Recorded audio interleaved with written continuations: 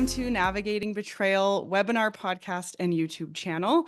I'm your host, KayLee Dunn, betrayal navigation coach, betrayal trauma therapist for over a decade, and admin of this free Facebook group, Humans Navigating Betrayal. Today, I'd like to introduce you to a colleague and now friend of mine, Tina Wehner. She is the president and executive director of Hope and Freedom Counseling Services, which is a renowned therapy program for couples working to heal individually and in their relationships. Hope and Freedom also provides training for therapists and coaches in the field of betrayal trauma healing. Well, Hope and Freedom provides training for therapists, and then we'll also talk a little bit about Tina's training for coaches. And today we are going to be covering intensives, therapeutic intensives, and unlocking the power of intensives. Be sure to stick around to the end for Q&A. If you'd like to pop your questions here below as we're going, I'll keep an eye on the chat box, and at the end we'll answer those. But first, I'd like to tell you just a little bit more about Tina. She is in Charlotte, North Carolina. She is a supervisor, a clinical mental health supervisor. She is a certified sex addiction therapist supervisor. She's been doing this for a very long time, is extremely knowledgeable, and we are going to learn so much from her today. And as I mentioned, president and executive director of Hope and Freedom. So, Tina, welcome. Thank you. If there's anything else you want to add, I didn't give your whole bio. We'd love to hear from you That's a bit great. before we Thank jump in. you. Thanks, KayLee. I'm so glad to be here. And just knowing we're here as friends chatting and then inviting a bunch of other friends to join us today is really cool. And I appreciate that very much, and the warm welcome. And I think you covered it really well, what I'm doing. But my heart is to help others, to serve, and to be really, I think in the overall space of serving, and specifically with people who are facing betrayal. So I'm just grateful to be here with you today. Thanks for having me. Yeah, thank you so much, Tina. Let's just really jump into discussing therapeutic intensives. These have been around for quite a while, but I feel like just recently I've noticed in our Facebook group, which is right now 12,000 plus members who have experienced intimate partner betrayal in some way, shape, or form. More people asking about them, more people hearing about them, and wondering maybe how intensives can help, when they would be beneficial. So let's just start briefly with, what is a therapeutic intensive? That's a great question. And, KayLee, I once had no idea either. And I had a couple that came to see me, and they were really in a tough spot. And I knew they needed a higher level of care, but I wasn't really sure what they needed. And I found a 3-day intensive, which happened to be Hope and Freedom. At the time, I didn't know anything about it, but now, the way life goes, full circle, here I am as the president of Hope and Freedom. So it's pretty cool. But, what I realized very quickly when I sent that couple was that they were able to have an immersive experience and have what at that time it was a 3-day intensive that they attended, with a full disclosure and a polygraph. And they were able to get some things that I didn't feel at the time equipped to offer in weekly traditional counseling. So there are quite a few benefits to intensives, but just to answer the basic question, I think what intensives are is still the same scope as what you would have in traditional therapy. It's just framed differently. So you have sometimes they can be more or less than 3 days, but I would say 3 days is a pretty standard, especially for a launched-based intensive where you're starting new with someone. But you're going to have the ability to do 6 months of therapy in 3 days, for example. You're going to be able to have more time for psychoeducation and what people often use the term deeper dive into something. Also, I think there's more time for process, not as feeling rushed in doing intensive therapy. And then also, I think there are some other things you can do, maybe experiential type of work in an intensive setting, or potentially even having homework, so you can have things that might go on to the next day. So intensives are what I think we would call a higher level of care, knowing that you're going to have a more concentrated time, but you also can have somewhat more of a tailored, focused intensive if someone Right. needed something specific. So they're not all just general. And that means the client has to really help participate on the front end based on what their needs are. And some therapists will have specialized intensives that they offer to whoever is interested in them. So we'll talk a little bit more about that, I'm sure, but that gets into the nitty gritty of how they're designed. Yeah. But in general, I think it's just more intensive therapy concentrated on the front end. Yeah, I love that description. So rather than the week to week 60-minute or 50-minute sessions, you're coming, often traveling or driving to a location and staying there for several days, or longer stretches of time, Mhm. where you can get that intensive approach. And this is something that intensives aren't particularly new to me. I've participated in, and uh, been the host of several intensives Mhm. before. But the way that Hope and Freedom does it is new to me, and that's something that I'll let the audience know. I recently went to North Carolina with Tina and did Mhm. a 2-week training and learned how to provide these intensives. And they really drew me in for a lot of reasons, which I can talk more about, how Hope and Freedom provides intensives. And how that's really unique Mhm. and powerful, I think, for those who've experienced betrayal and are wanting to heal. So, talk a little bit about the benefit of intensives for someone who is trying to either, we have both groups of people in here, those that are trying to heal individually. Everybody's trying to heal individually, but then there is a group who also want to potentially have some reunification in their marriage or relationship. Sure. So how do these intensives provide that benefit? Yeah, great question. I let me start by saying that in the same fashion that therapy is to help clients individually, that's our number one priority. So even if we're Mm-hmm. working on the reunification for a couple, we recognize the importance of the individual work that people need to do. And so, again, intensives are really just a different way of providing a similar service. So, there may be a multiple approach to the types of intensives. So, if you have a client, for example, that's in trauma, and they might say, I think I need to do some individual healing from this trauma that I've experienced. And depending how that goes, then I may want to work on some couples healing or work in a reunification kind of situation. A flip of that could be a couple that says, we really need to get some stability in this crisis that we're in, and we need to do it stat, and we need to work quickly and diligently, but we have a lot to do. So, an intensive for a couple may not feel like traditional couples therapy, but it may be a stabilization intensive to help them get safety and boundaries set, have a standard kind of roadmap, if you will, of what they're going to do. And then they may each decide to do intensive therapy after that and then come back for couples therapy later. So anything you're doing in traditional therapy can be accomplished in an intensive, but that is what I was kind of alluding to, that intensives can be custom tailored for people, or there can be some that maybe a therapist offers the same ones all the time.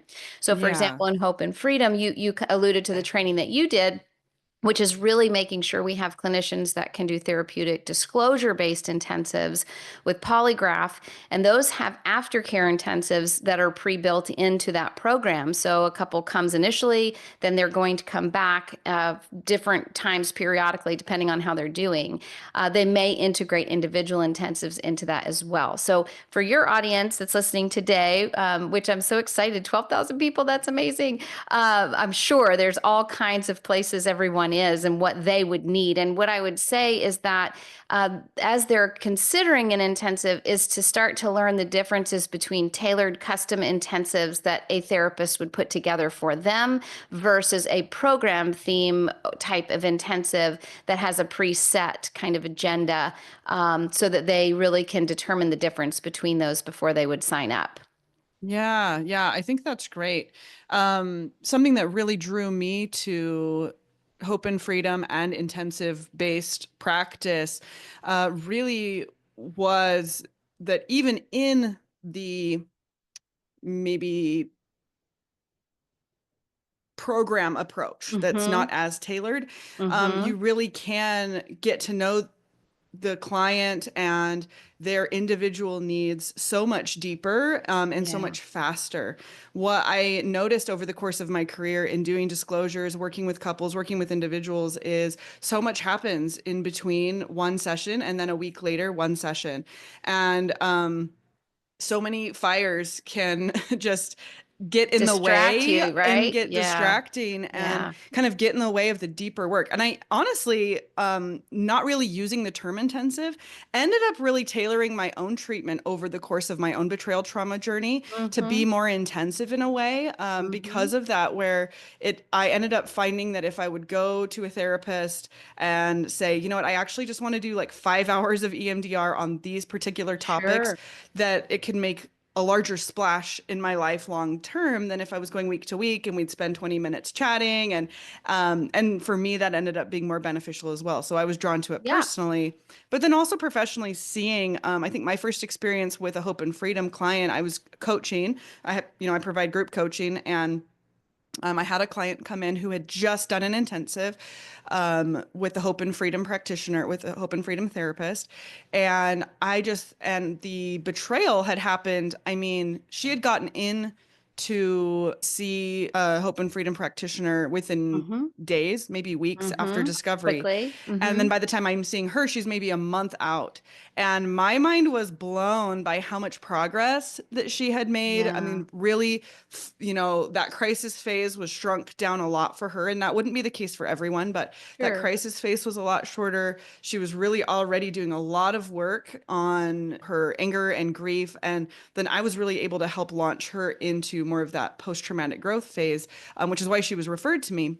But that really stuck out to me, how quickly she was only a month out and how well she was doing. And again, Yeah. every person's different, their histories are different, their Sure. pathways are different, but just the power of how much stability and how much growth can happen in just a couple of days. Yeah. Well, if you think about it as 6 months of therapy in 3 days, even though they're in crisis and they're still very much in their crisis, there's so much stability that can be gained if you have the time to invest in that kind of groundbreaking work that people really need to do. So, I often use the metaphor of thinking if you had to go to the ER for something or you had an accident and something happened and you go to the doctor and you say, okay, what do I need? And they say, oh, you probably are going to need outpatient therapy, some kind of physical therapy, and you're going to have to go several times a week. It's not like they're going to say, well, just come back and visit once a week.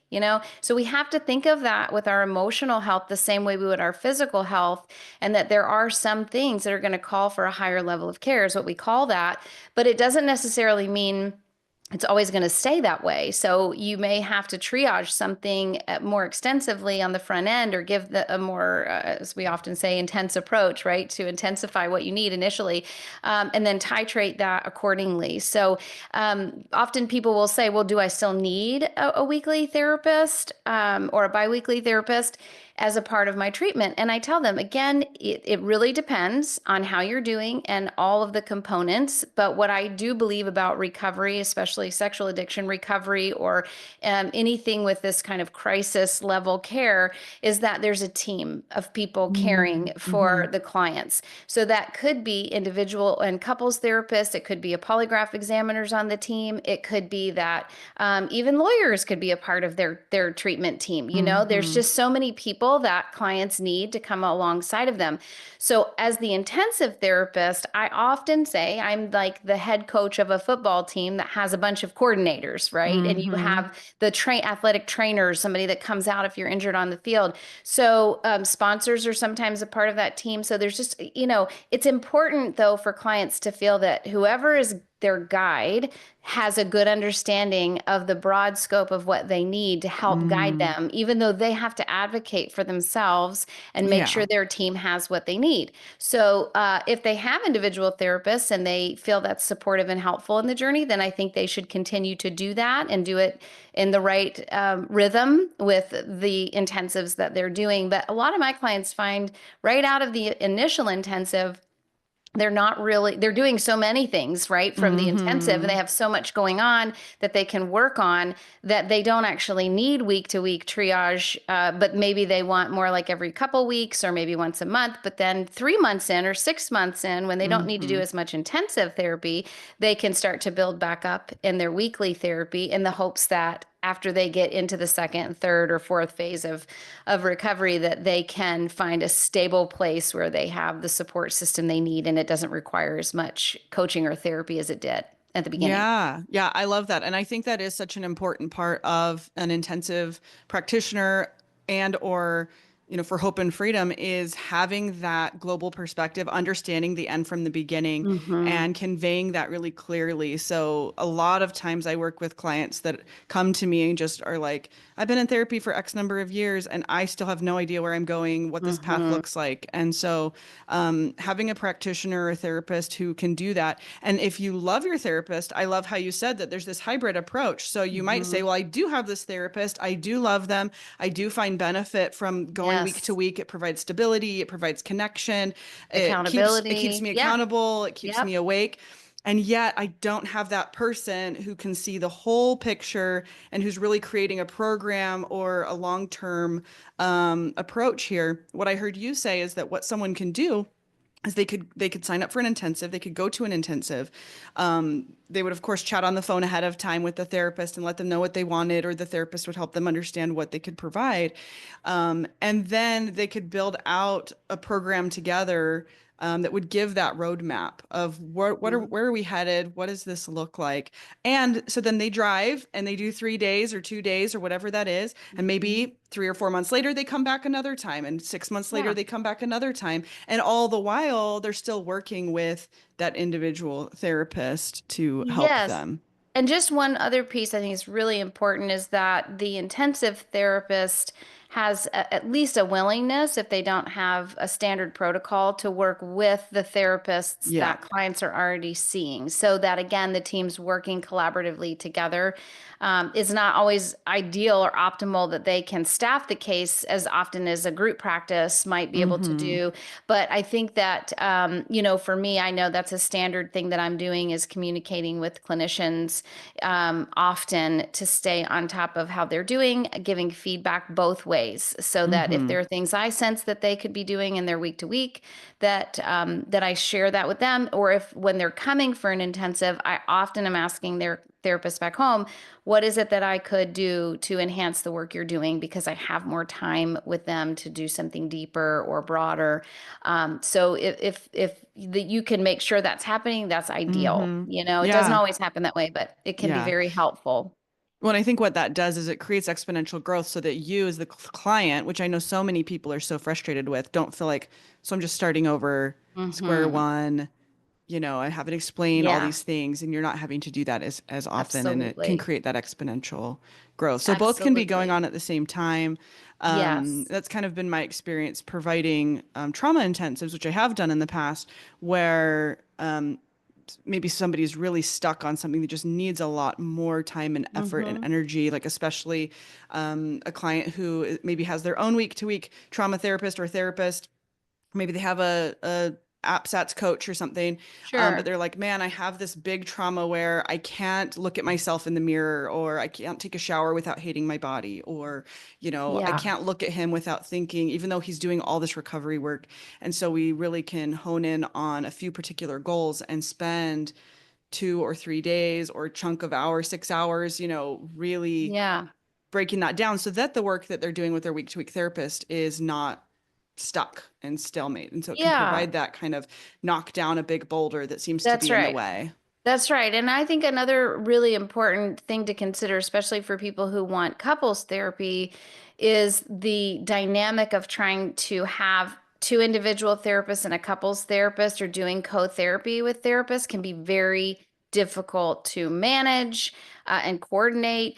So, for those of us who are trained to work in intensives with couples, If we're trained adequately and we understand some of the pitfalls that people fall into, and protecting ourselves and making sure that we have things like a no secrets policy, for example, that I have in my contract, then I have a really awesome opportunity where I can see both people individually and see them as a couple for that 3 days, so they can have 6 months of therapy, but have some autonomy and have some privacy and being able to process things with a therapist, but then being able to work collaboratively with both of them as well. Mhm. And especially when you're doing addiction recovery or betrayal recovery work, usually there's a major premise of trust breach. And so everybody's on board from day one that there are no secrets.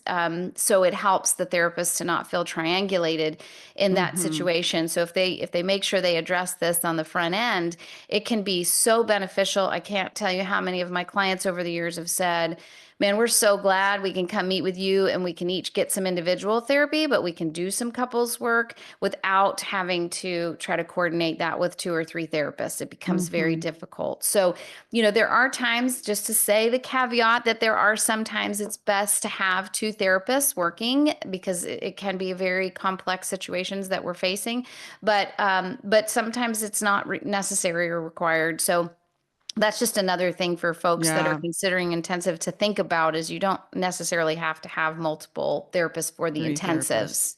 Yeah. Yeah. And I think that's something that I hear that question a ton in here and just in the world at large is, well, do we need to have 3 separate therapists? Mm-hmm. And so there are some clinicians that heavily push that, or group practices that heavily push Mm-hmm. that has to happen. And I think sometimes in that week-to-week therapy, that can be the smartest Yeah. option. But like you're mentioning with intensives, it actually provides this opportunity where a potential pitfall of the week to week with 3 different therapists is that maybe the betrayer's therapist is meeting with him and getting one particular story, and if Correct. that therapist is not talking to the partner and getting Mm-hmm. more reality of what's happening, Yes. they might be working over here in left field and not touching on, emotional connection and Right. being regulated and being helping maintain the mental load and these really important relational things. They're not knowing that this person doesn't is missing a lot of relational tools. But when you have one clinician working with the whole system for long periods of time, so you Mm-hmm. right there, Yeah. then you kind of have this person who's advocating for the whole system, Right. but definitely it doesn't get things don't get missed like I noticed they tend to do They in that can, week to for week. That sure. can do, not always. Of For course, there's sure. great therapists doing great work, Yeah. but And if they want to have therapists at home for the individual and then have a couples therapist that does some individual work, it's a good hybrid option. So hmm. yeah, and I do think that there are some folks that do intensives where there are 2 therapists that are a part of that, and those can be great Oh options yeah, as well. They sure. can be more costly because you're obviously covering the cost of 2 clinicians, but there are lots of options out there. So I think that the primary thing for the folks listening today is to just know that you do have to advocate for yourself, and you do have to do your research and your homework a bit to know what will be best for you, because that is the number one concern. I know I always have is our program a good fit for this person, and do they feel we're a good fit for them? So Yeah. So when do you feel like an intensive, are there a couple of maybe counter um, situations in which you would not recommend intensive for a couple or an individual? yeah, so I think for couples, it's probably a little bit more obvious, what some of the potential problems could be. If you have a couple, for example, that's in legal proceedings, Mm, or there's something illegal that's going on or happening, that there are limitations to what they're supposed to be doing, or is requiring some kind of connection back to social services or legal, like probation officers, things like that. Sometimes that can be a little bit more difficult because usually intensives are going to be in a different state. So if you have right. state regulations around, who your providers need to be, things like that.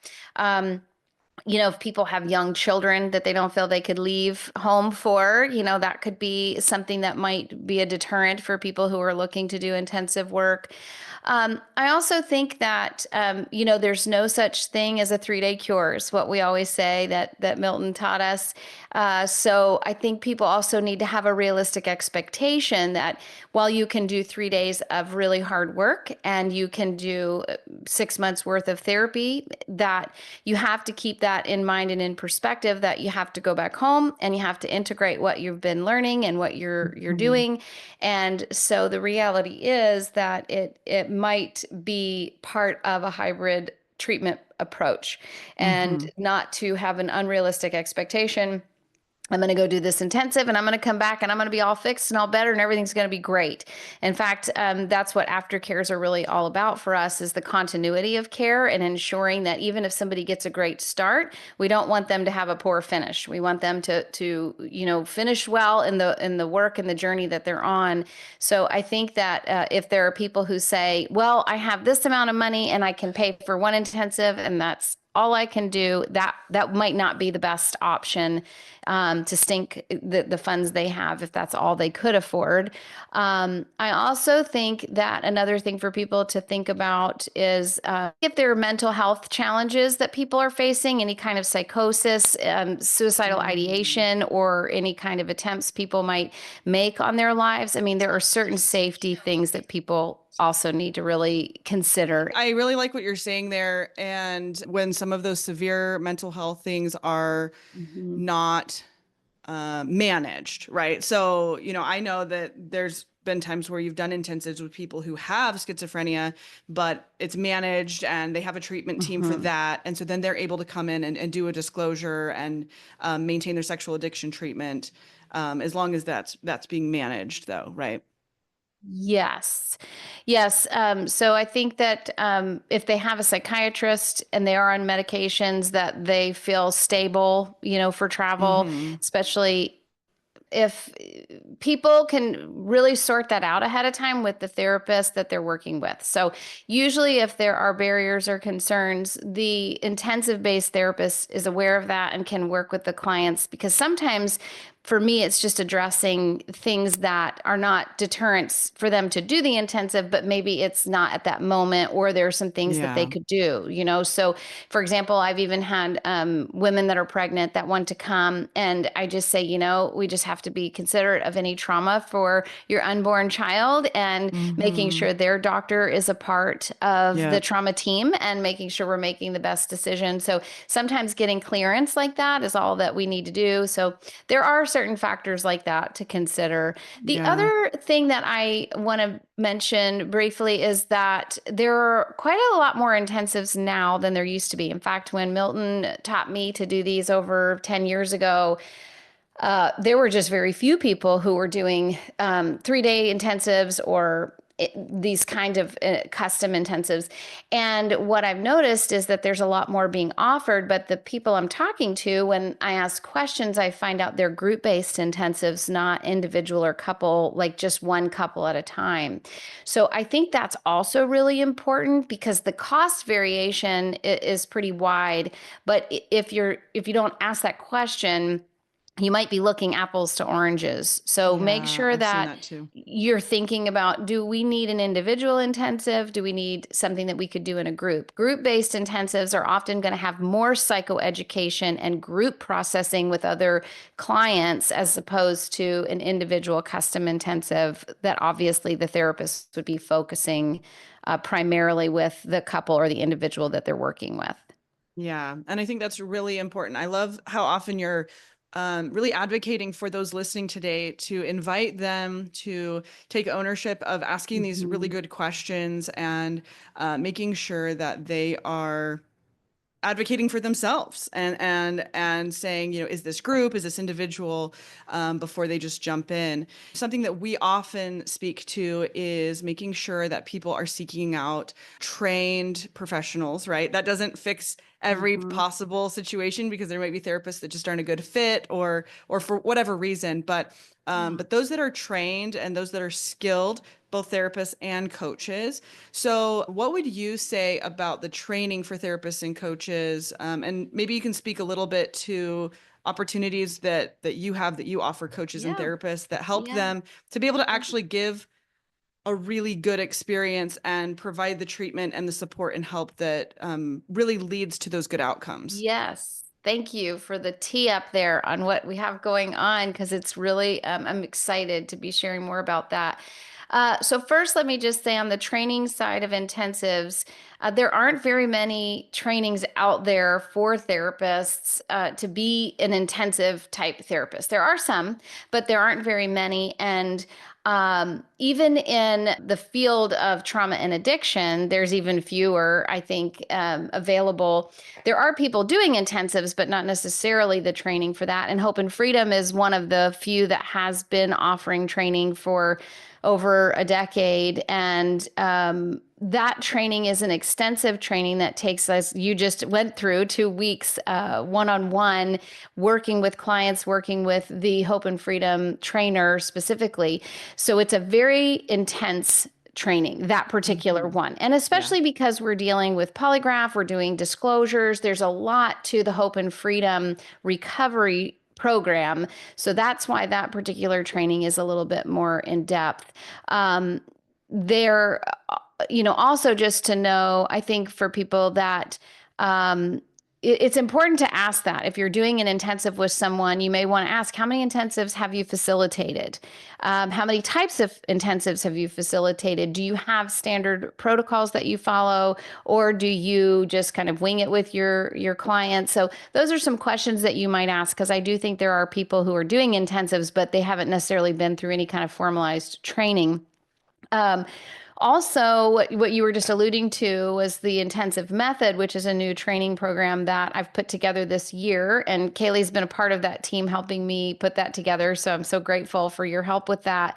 But the intensive method is our attempt to start to get more coaches and therapists trained to be able to offer intensives.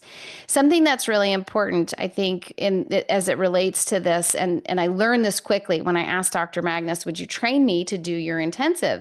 And he said, well, I want you to know you have to have the training in our field to equip you to be able to treat betrayal and addiction. But what I'm going to teach you how to do is intensives with addiction and betrayal and trauma. So it is important to know that there is a difference between teaching somebody a modality or a type of therapy, for example, versus how to facilitate really amazing intensives. Intensives really start from the moment someone considers them, and everything they do until they get there, everything they do when they're there, everything they do when they go home until they come back, and ongoing. So most of my clients they're with me for years. I have some that have been with me over 10 years. So they don't see me as often, hopefully, as they did in the beginning. But for me to facilitate that, there's a lot that goes into the administration, the ethics, the preparation, having the ability to do assessments and tracking those. So the intensive method we put together with that in mind. So it's not teaching a therapist how to be a therapist or a coach how to be a coach per se, as it relates to the field that they're called to or the population that they want to serve, those specific types of trainings, but rather it is a framework, if you will, a business framework to help people begin to assimilate all of the different variations or variables of doing intensive based work. So we have different modules that cover and have different lessons for each. In fact, we have eight modules, 5 lessons each one. And we're going to go into things like marketing. We're going to talk about the structure. We're going to talk about the leader that you are and what you need to do to develop your overall practice over the long term. So it's a little bit different of a training. So I appreciate you letting me share a little bit more about that. But if you were wanting to do something like Hope and Freedom, that's going to be more specific to trauma and addiction, but still has intensive training component. In fact, we're kind of doing a hybrid so people can do the intensive method as a baseline training and then do Hope and Freedom and break those into 2 instead of having to do them all at the same time. So people would still get all of it, but that's kind of a little bit into how we're doing the structure. Yeah. And so these trainings can be so beneficial for coaches and therapists who are interested in providing that. Um, as well as, if you have a therapist who you think wants to Yeah, do this, they could obtain that absolutely. trauma. I was Yeah. thinking though, as we're kind of going to head to the end here, let's talk a little bit. I mean, I know we spent some time on the Hope and Freedom disclosure intensives that include a disclosure and a polygraph and a follow-up Mhm. and a program, and then follow-up intensives after that, which is what I'm offering. And then we've also talked about the trauma intensives that I've done, which is, EMDR and trauma-based, Mhm. research-based trauma treatments. But what other types of intensives have you participated in? Have you seen others provide? And then maybe ones that clients can look out for, maybe not just through us, but, that Sure. are out there maybe. Yeah, I think that with the customization, the sky's the limit, right? So that's the cool thing is that if you find someone like an intensive method therapist or someone like what you and I do, you could talk to them about whatever your issues are and they could probably put something together. But a couple of the other ones that I have done standard that I see other people also offering might be a family of origin type intensive or something that's Mm-hmm. really relating to identity work. Also, trauma-based intensives could be focused on trauma from the past, so maybe even childhood abuse type Oh, yeah. trauma, or they Mm-hmm. could be present trauma or a combination of both of those. Also, I offer recovery-based intensives that are not necessarily disclosure-based intensives. So, for example, if someone has a relapse, we might do a relapse recovery intensive to help Mm-hmm. them get back Mm-hmm. on track. Right. Yeah. And then I also have done family based intensives, which are complex, but they can be super, super rewarding and pretty cool. Where I might take a client that I've done intensive based work with, and then they want to do some amends work with their family, for example. So we may do a day long intensive and invite some of their family members and do some work that way. Mm-hmm. Um, Also, we covered group intensives a little bit, but there Oh, are yeah. some group-based intensives that people could do where you might focus on a book, a workbook, or a certain curriculum, and you could take people through something like learn empathy, or there are different ones that are Sure. out there, right? So that Mm-hmm. that could be cool. And I've actually had some of my clients who have asked me, could I bring some of the people that I'm in recovery with and do an intensive? So one time I did a trauma-based, we did it as a workshop instead of calling it an intensive, but we had 9 women who were in betrayal trauma recovery, and we did an experiential workshop, which just means we did not sitting face-to-face process like this, but we did a lot of get up and move around type of experiential Mm-hmm. exercises together that were super powerful. So I Mm-hmm. think those are really great too. And you sometimes can find excuse me, psychodrama is an experiential Mm-hmm. option that people could do if you wanted to find someone who is a psychodrama therapist who did intensives. Or Mm-hmm. you can have an experiential intensive that includes psychodrama as one of the many different Yep. types of experiential things that you could do. So, one thing I think about experiential intensives, which we train about this in Tim, is that you have this opportunity to create a more of a workshop experience. So thinking about the environment that the person is in. So for example, if you had an intensive where you were doing somatic work and you also wanted to do some self-care, and maybe you wanted to do it in a place where there was a spa or something, that you were going to Mm-hmm. include that in the package of the intensive. So you could create that yourself, or you could have an intensive therapist who creates packages like that for you. Mm-hmm. So, keep that in mind and thinking about this as an experience, not just as therapy. I think a lot of times people think an intensive is just going and doing the therapy, but I really like with my intensives, I have an on-site accommodation for people where they can stay. And I really try to treat it as a retreat center for them, because I want them to have the things that they would want and need if they're going to do that work and be protected and have a safe, healthy, calming environment to do that. So you Mm-hmm. may want to think about those things when you think about where you're doing your intensive, who you're doing it with, and what would you want to wrap around your intensive or build into it, to make it the Yeah. best quality for what you're looking for. Yeah, yeah, I love that. And I was just going to add to the types that I've seen. Recently, I've been looking at for OCD intensives just Mhm. for some personal stuff in relationships and friendships, and found quite a few of those. And then I've also seen some DBT intensives that people are running. So if you're working with a therapist and having success using a type of therapeutic modality, you can ask them, like, what therapy is this? Absolutely. And they might say, oh, it's cognitive behavioral therapy, or oh, it's Gestalt therapy.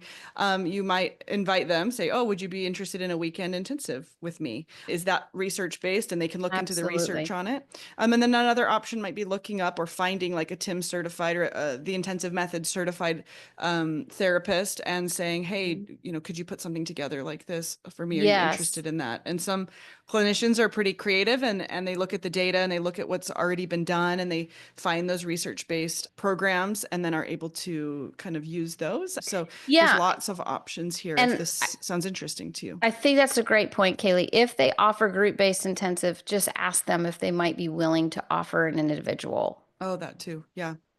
They might. They might not do that, but I have had some before where on their websites they promote group, kind of regular ongoing ones, but they are willing to sometimes accommodate for one person. The cost is obviously going to be different, but it's worth asking, especially if it's somebody that you'd really like to work with. Yeah, yeah, I agree. I agree. Well, we're kind of heading to our end here. Okay, so there's a couple of questions here. Awesome. Yay. Well, several people saying thank you. This is great. Aw, you're Excited to catch welcome. this later. But we do have one question. She says, Yeah. I'm working with a coach Hmm. for the disclosure process. I love that she mentioned intensive options. For me and my finances, the remote option suited me well. So what are the cost estimates for intensives? Do you all look at the prep work we've done to help make it customized? So maybe work that they've done in the Yeah. past. Yeah, that's a great question. So I'll try to answer to give you just the broad answer so that you know, because with intensives, they are varied in rate. And you really want to check with this particular clinician that you want to work with to find out the specific rates. But what I see across the country right now for a 3-day intensive is typically between $4,000 and $10,000 for the 3 days. Usually that doesn't necessarily include any follow-up care, although sometimes we have seen some on the higher end that do include some of the follow-up care, or there's maybe more than one therapist. So I think, KayLee, we just recently had seen a couple places that were over the $10,000 amount, but that might have been because of the number of therapists or the number of days. That's what we were hoping anyway. Yeah, that's what we were hoping, yes, because it seemed kind of high. That was like, whoa. Yes, yes. Group-based intensives are obviously going to be usually closer to 2,500 to 5,000 for a 3-day type of intensive option. That's typically what I see or hear. But again, sometimes those can vary, or you're on a wait list and they have to have enough people in order to get them. One of the questions I think she said, or whoever it was asked, was around, do we take in the work that our clients are already doing? Yes, I would say that I won't say across the board. I mean, obviously can't answer for other people, but in Hope and Freedom, we absolutely want to get to know our clients as best as possible before they come. So we have a lot of intake forms that we do and assessments that we give ahead of time. And we definitely are open to clients sharing things with us that they may have already done or that they're working on. And for example, we may even have clients who are doing something like an impact letter, and we're working in tandem with their at-home therapist, because maybe I assign that at the initial intensive and then they're going to bring it back to aftercare, but they're going to be working on it with their therapist back home. So again, I would say I can't answer across the board for everybody, but with Hope and Freedom, personally, yes, I do consider those things, and KayLee does too. So we would want people to feel like they're integrating the things that they're working on if they feel important to them. Yeah, and you really do want to find a clinician who, even if they're working through a program or they use a program to help the couple or the individual, that you get a sense that they care about you and they know you individually, because that can be so re-traumatizing when you feel like you're just another person getting worked through some sort of a system. I was talking to at holidays, so I was talking to a relative and they're like, oh, you fill out all those paperwork at the beginning, but do you even read those? Do therapists or doctors even read that? And I mean, I do. I usually end up reading 30 to 50 pages sometimes before I even Yeah. meet with the person, and I'm on the phone with them and, doing extra work. And I know Hope and Freedom is working to build even more prep work as Yes. a built-in component so that there's even more support going on before the disclosure Hmm. intensive. So that's really important for Hope and Freedom. And I would hope, I don't know, I can't, say for every organization that's offering intensives or therapy, but I would hope that, therapists really do take into consideration everything that you've gone through before and not treating you like this is your first day, Right. working through this. Because so many couples, I know this personally, right? You've already done so much work, you've learned so much, you've read so many books, and then you show up to someone who's like, kind of treating you like you don't know anything, and that can be really unsettling. So Yeah. making those requests and advocating for yourself from the beginning as you're seeking support can be really Yeah, helpful. and KayLee, if I could just say too, just to also think about the process as soon as you look into an intensive, what happens? Because if you do an application like with Hope and Freedom, you fill out an application. It doesn't take that long to fill out, but there are some questions because we do want to know if this person would be a good candidate. But then we do screening calls and spend sometimes up to an hour or more helping those potential clients determine if that intensive is a good fit. So I would say if you're able to go online and just sign up for something, that would be a good opportunity to ask some questions. Because again, if it's group based, it may just be you sign up and you go like a workshop, which would probably be a lot less personalized and doing front end work. But if you're working with one therapist and you're going to be doing something specifically, then they likely should or would have quite a bit of intake paperwork, but also a facilitated phone call or Zoom or something to help you on the front end. So that's a really good indicator for you to think about whether that's Yeah. built into their application process. Yeah, I would agree. I would agree. We have another comment.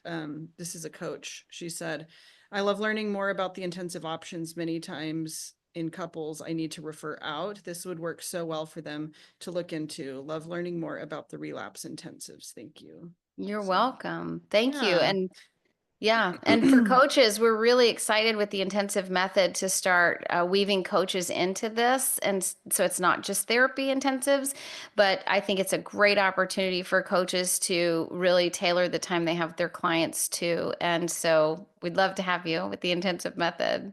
Yeah, absolutely. Absolutely. Well, Tina, thank you so, so much for Welcome. coming on here and discussing intensives, what they are, um, how they can benefit, how they can really boost, and I just feel like move that line forward a lot faster. And I mean, I don't know if I really shared this heavily enough earlier on, but a big reason I've been in this work for a lot of years and knowing the importance of disclosure if a couple wants to make it work.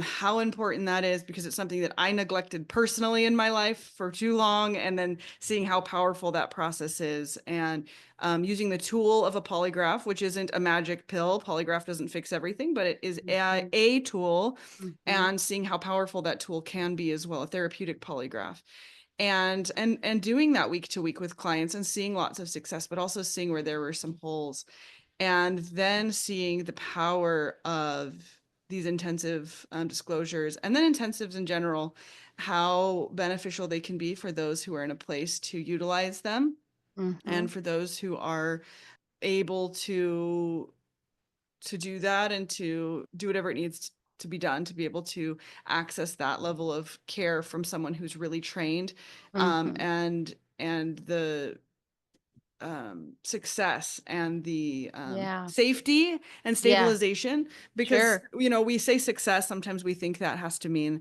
the marriage is saved and everybody lives Mhm. happily ever after, Mhm. and it doesn't always mean that, right? But Yeah. it will mean um, more transparency, more authenticity, more accountability, more knowledge and information and power, stability and safety for all people involved, and the information that they need to move forward. And those things I think are essential. So And then for many, many couples are able to utilize these tools to move forward the way that they want to in their relationship and Yeah. build trust and start to build trust, I should say, right? If they're going to put the whole program into practice. And then to see how the trauma intensives and those just deeper relationships you can build is just so powerful. So It certainly anyway, I'll is. just Yeah. add my little testimony there Yeah. that I really think this is a powerful tool and experience that may not be right for everyone at every time, but if this is Mhm. something that you're listening and you think, "Ooh, that sounds like something I might be interested in," to do a little bit of research and ask around about. Yeah, and can't agree with you more. I think that coming into Hope and Freedom as not the founder, but now that I have inherited it, I am so grateful for the hard work that Dr. Magnus did, because I think it is one of the most groundbreaking programs that's out there. It's one of the anchored programs. It's been around the longest, and I think that it has stood the test of time. And so many colleagues come to me and say, "Man, I have sent people to Milton for years, and they've had really good experience." And when I took over, Milton said, "You haven't really changed what I taught you, even though I'm a pioneer. I'm the type of person who would." And I said, "I didn't need to, because what you created is just genius. It's so brilliant the way that you packaged it." And so I've really been able to keep it the same as it was organically when he trained me. And I trained KayLee the same way he trained me. And so I appreciate you saying that. And I feel a lot of honor and pride in being able to lead the organization. But I give Dr. Magnus really the kudos for the hard work that he did to put it together. And I would encourage folks that are listening to at least consider if it might be a good option for you. And if the disclosure-based intensive isn't, there could be, like you said, a trauma-based intensive or something that might be a good fit. And I also agree with you. And I think that if you'd like for me to come back at some point and talk about disclosures and polygraphs, I'd be happy to do that. I know it's a hot topic in the group, and it's always on top of the list for people to want to talk about. And it's not easy. So I do want to do what I can to try to help navigate that with those who are considering it. So Yeah. happy to do that if you'd like for us to do that down the road. For sure, for sure. I mean, we'd love to have you. We'd love to have you back. So we'll talk more about Thank that. you. Thank you so Awesome. much, Tina, for Yeah. coming to answering questions. I don't think we've got any more right now, but there'll be, I'm sure, Okay. many more that are able to hop on live Sure. I'll try to hop in the and group this. and But answer things if people ask them yes, yes, after you're the welcome. podcast. You're You welcome let me to do know. that. I'll be happy to do it. Yeah. Where can people find you if they're wanting to look into either Hope and Freedom disclosures, intensives, Yeah. or there's lots of coaches and therapists who've experienced betrayal that are in this group? Yes. If they're interested in learning more about training, where could they go? Yes. So the best place to find me if you want treatment is hopeandfreedom.com, and there's a link there to fill out an application. That's how we get started with everybody. So if you're interested in that, and I did send you, KayLee, the brochure on intensives and how the ones we offer, but the website is really like a great brochure. So you could just use the website, hopeandfreedom.com, and AND is spelled out. If you are interested in Hope and Freedom training to become a certified Hope and Freedom practitioner, that's what we call them, CHFPs, then it's hopeandfreedom.net. So .com for clients, .net for therapists, and then the intensivemethod.com is where you can go to learn more about being trained as an intensive therapist, whether or coach, either one, therapist or coach. That's the intensivemethod.com.